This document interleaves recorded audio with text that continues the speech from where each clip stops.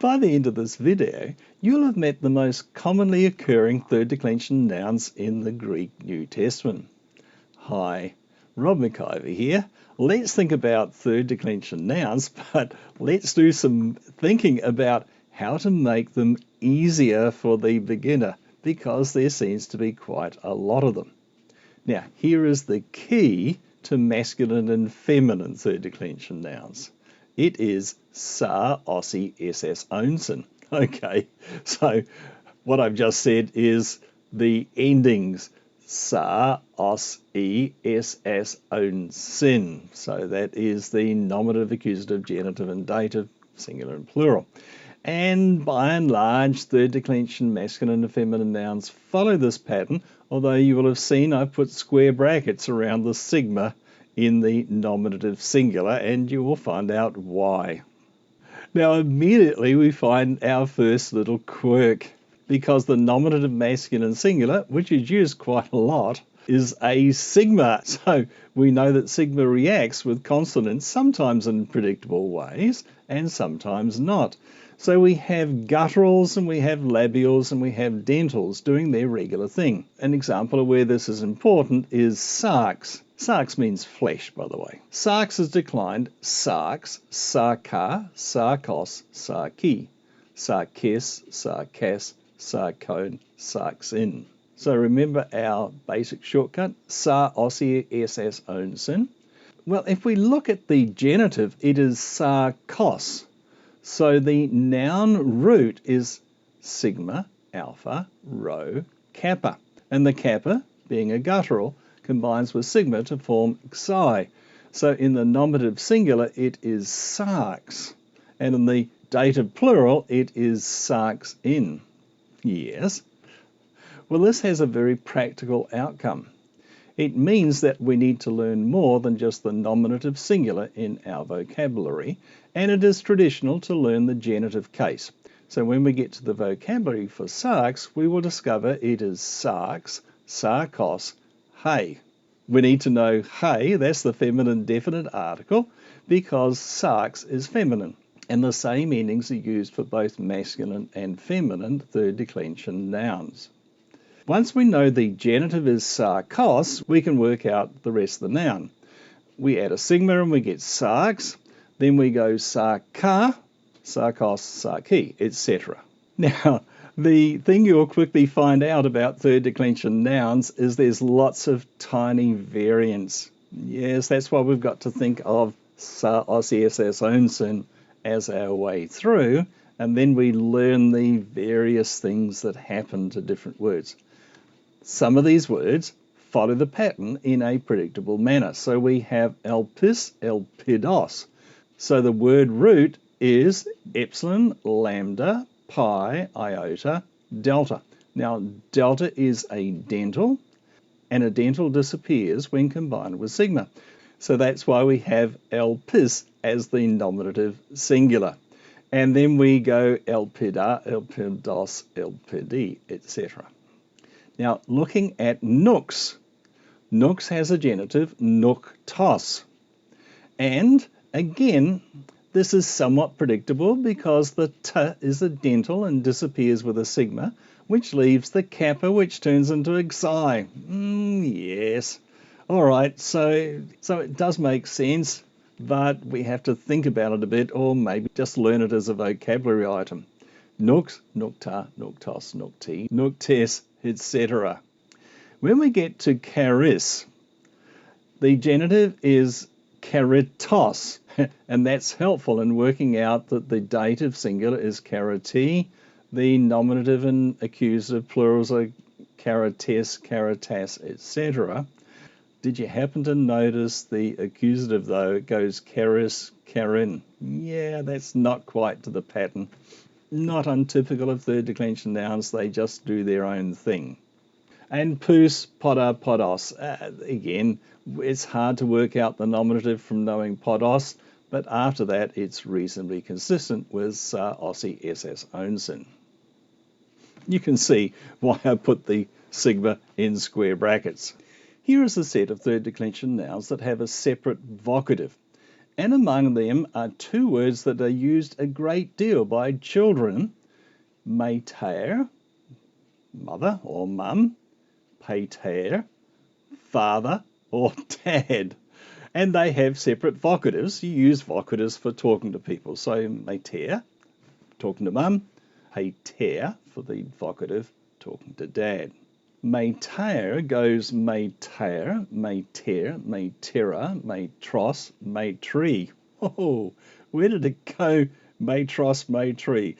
Again, it just is a word used so frequently that it develops its own pattern, essentially. And we have the same thing with pater. Pater, pater, patera, patros, patri. Yes, a really good student's going to learn this pattern separately. Average students probably will still try and bluff their way using σάρξ Onsen, and here are yet further examples of commonly found third declension nouns in the New Testament. Ion, ion, iona, ionos, ioni. Well, once we get to the accusative, genitive, and datives, we're following the pattern σάρξ Onsen again. So it is ion and ionos that we need to remember. And gunai, which has a separate vocative, gunai, gunaika, gunaikos, gunaiki. Again, once we get to the accusative, genitive, datives, they're following the regular pattern of σάρξ Onsen. Now, we're going to need to talk about making third declension nouns easier a bit later, aren't we? But here is your starting point: learning the vocabulary thoroughly. As we learn, we need to learn not only the nominative, but also the genitive, which shows how the rest of the word is put together, and the definite article, because that shows us whether it's masculine or feminine. So as you are learning ion, ionos, ho, you would say it like that. Ion, ionos, ho. And if you wish, you can repeat these after me. Aner, andros, ho. Gune, gunaikos, hey. Elpis, elpidos, hey. Mater, matros, hey. Nux, nuktos, hey. Pater, patros, ho. Pous, podos, ho. Sárξ, sárkos, hey.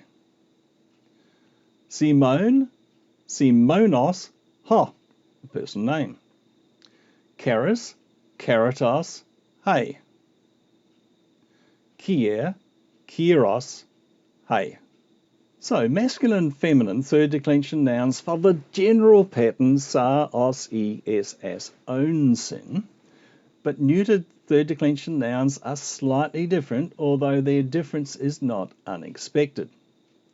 We have here pneuma, pneuma, pneuma, pneumatos, pneumati.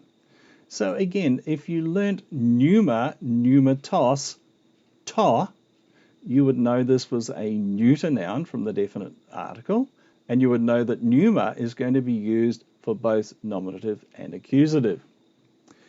Phos, phos, photos, photi, etc. Again, not totally unexpected. Once you've learned it as a vocabulary item, you should be able to work this one out as well.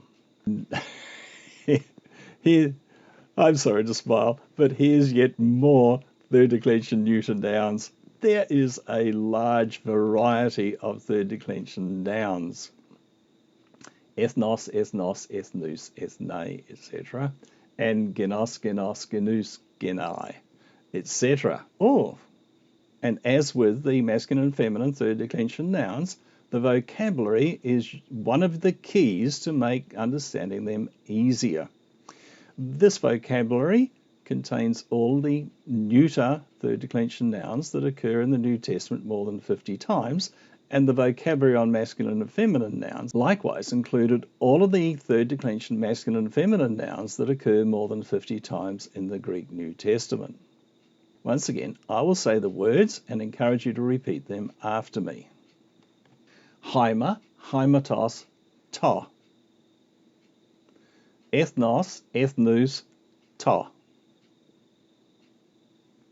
Thelema, thelematos, ta. Thelema, thelematos, ta. You'll notice that I have not written out the word in full afterwards. That's what a dictionary does. It just gives you the genitive ending. Onoma, onomatos, ta. Oros, orus, ta. Pneuma, pneumatos, ta. Puros, ta. Actually, you should probably roll your R's more than I do. Pur. Charaima, charaimatos, ta. Stoma, stomatos, ta. Soma, somatos, ta. Hudor, hudatos, ta. And for some reason, I just love that one. Phos, photos, ta. All right then. Let's do some serious thinking about making third declension nouns easier.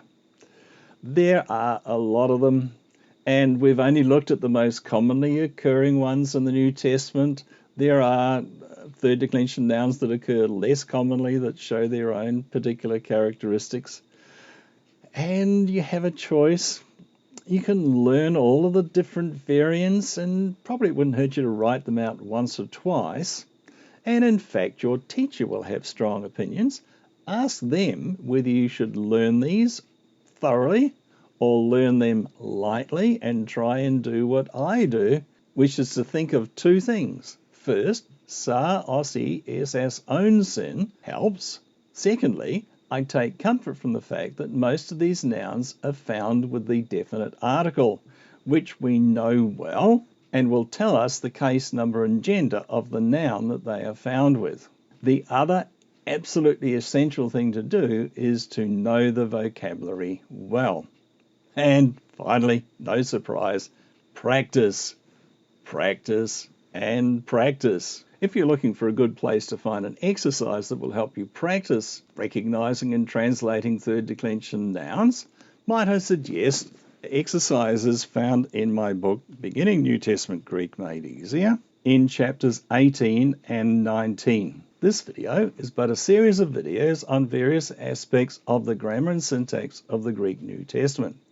You can most easily find the other videos by subscribing to my YouTube channel at NT Greek Made Easier, or by following me on x.com at McIver 2024. And hey, if you found this video useful, why not click either the like or heart below? Thank you.